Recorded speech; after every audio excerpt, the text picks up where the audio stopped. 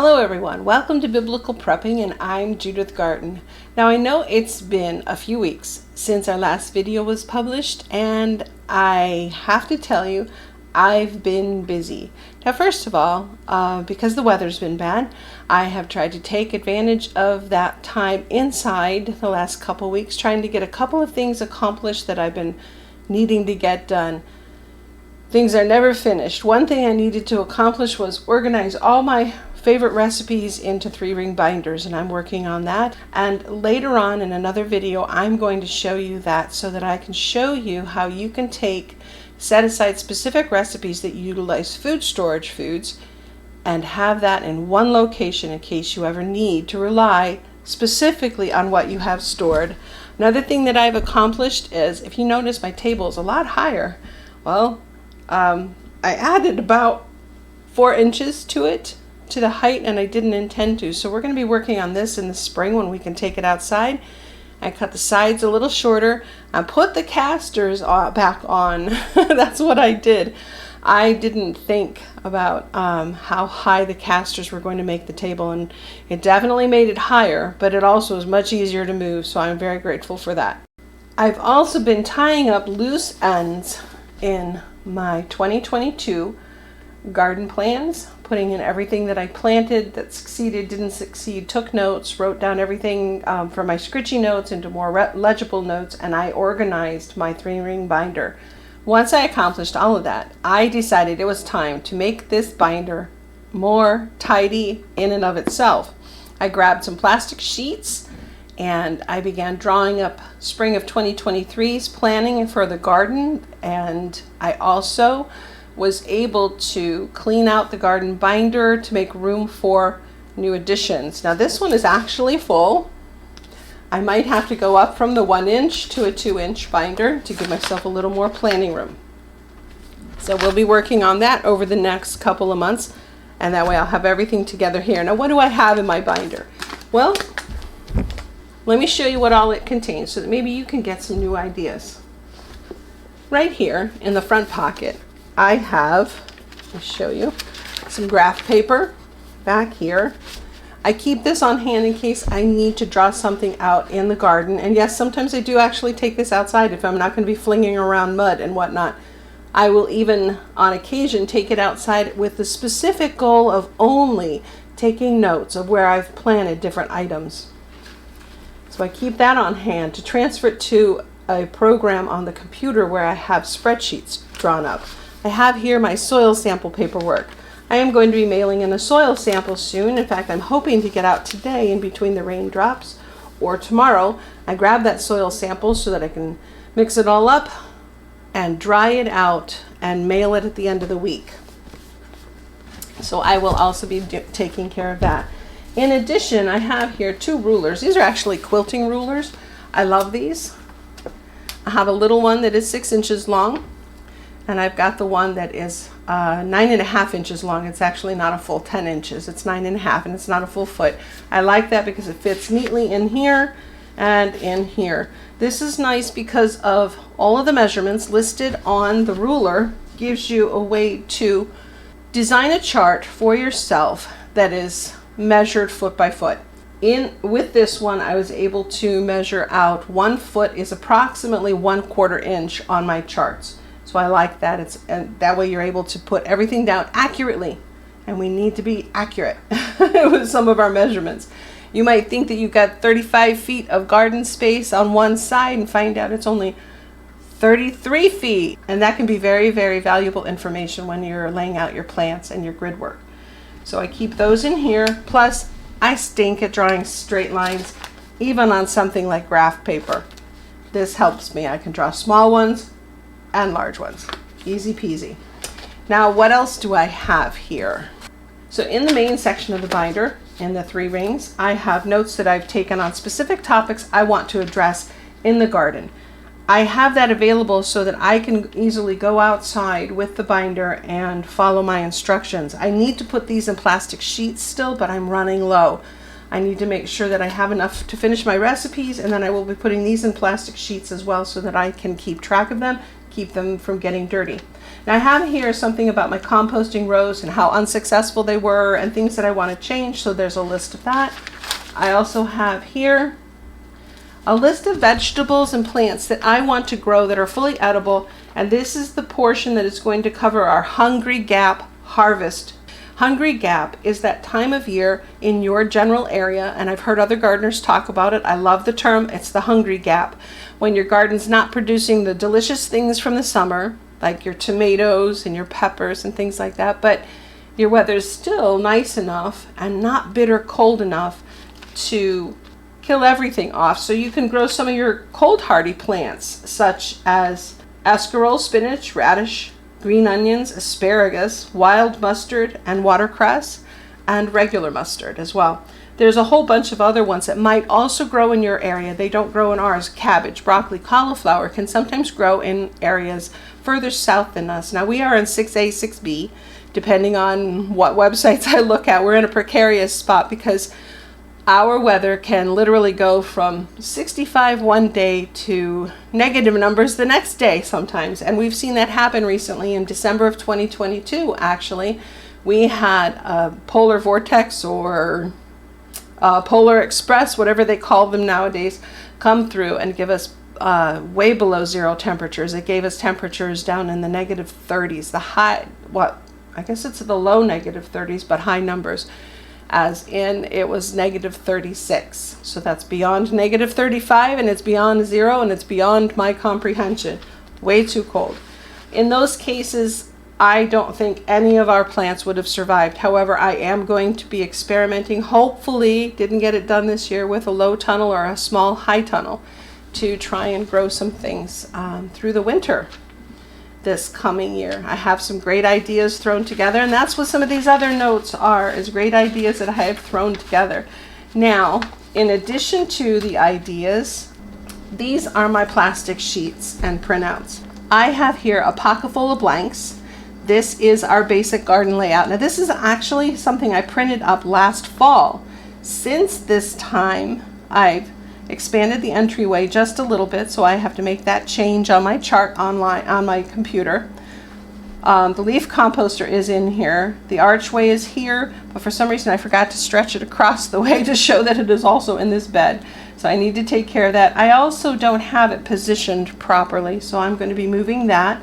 This is why I carry these things around outside when I can, so I can measure things out and put them in as accurately as possible. I'm sorry if I keep bouncing around from side to side. My hip is hurting a little this morning, but so in addition, I am adding to our garden this year, and it's not very well drawn out here, exterior beds. I will be taking this side, this one, and adding exterior beds. At this point in time, we are looking to take this section here. We've gotten our hands on some free lattice work, and this section along the street side of our garden, we're going to put the lattice work up and buy some grapevines and put grapevines in there. And I'm thinking of making this the strawberry bed as well. Move the strawberries out from the towers. I would like to try the towers again this year. However, I wasn't happy with the success last year, so I'm going to try and work on those and see how I'd like to redesign those. So the strawberries that are in them will be moving into this bed, and some grapes will be growing behind that.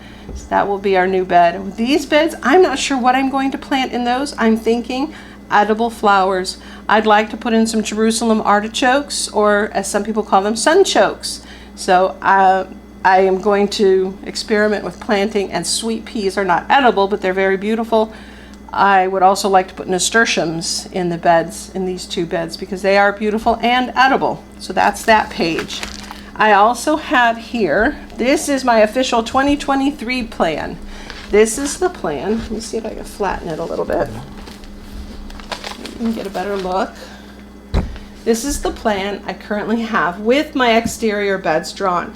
So how am I going to protect these exterior beds that are on this chart from the infamous deer? Well, I have a plan for that as well.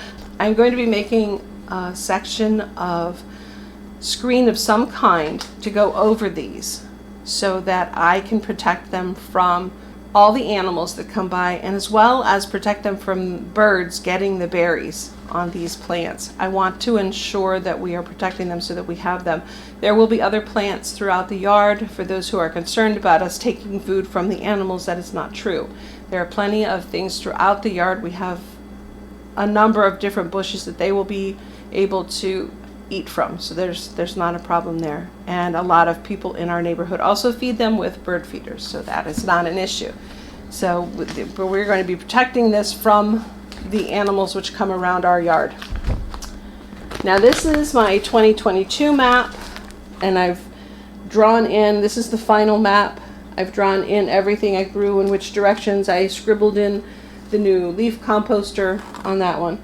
There's no need for me to print a new one of this because it just has all of my notes, and I had tucked in the back here all of the notes that I have taken regarding failures, successes, where plants thrived and where they did not.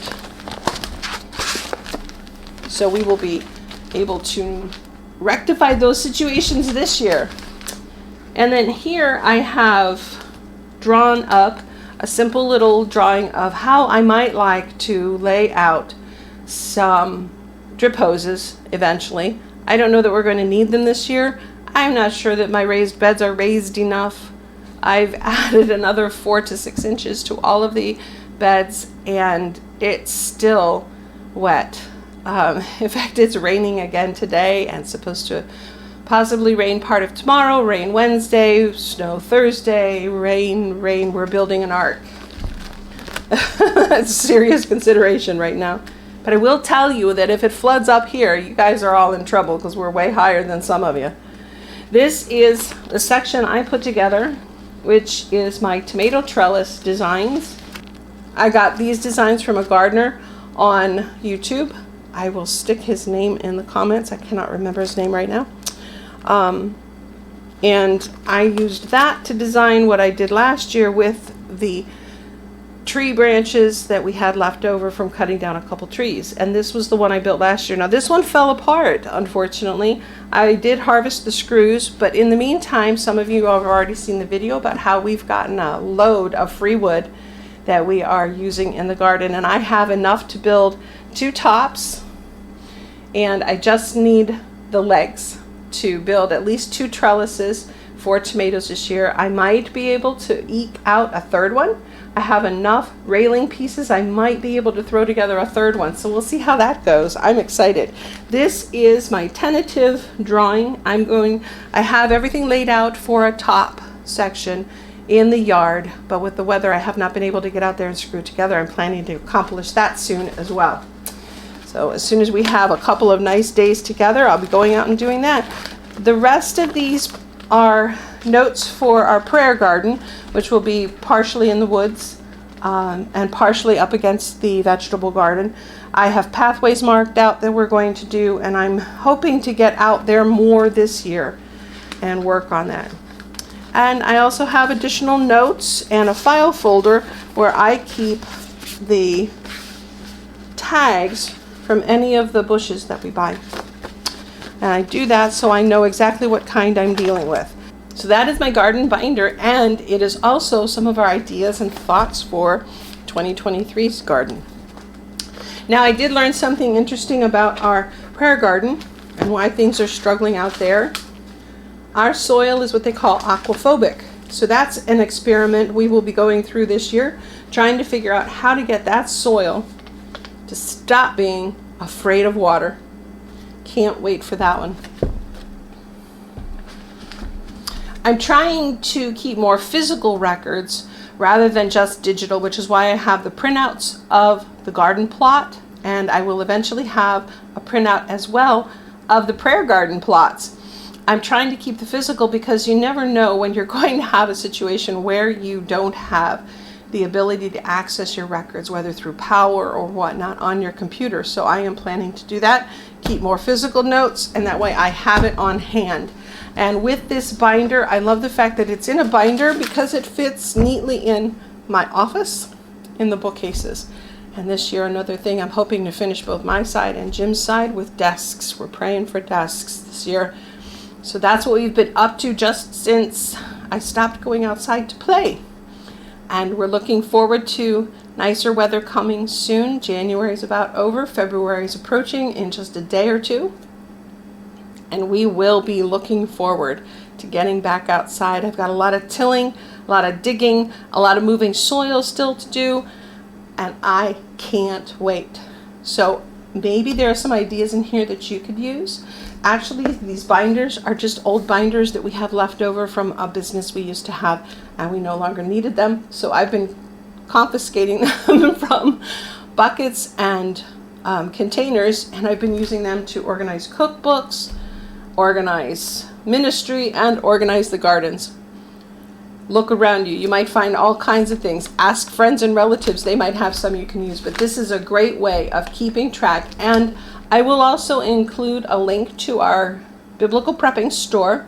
And on that page on the website, you can click on the different items that are for sale. I got a really good deal on the plastic pages that I am using in my binders right now. I got a really good deal on that, and it was a nice box full. It has gone a very long way. So I will include that link below as well. If you have any questions, please leave them in the comments below. I'd love to answer questions. If you have any ideas that you'd like to share, please feel free to do so. I also wanted to invite you, please remember to subscribe and turn on notifications so that you get the next videos as well. I've got 2 more coming out shortly after this one is published. So blessings and shalom.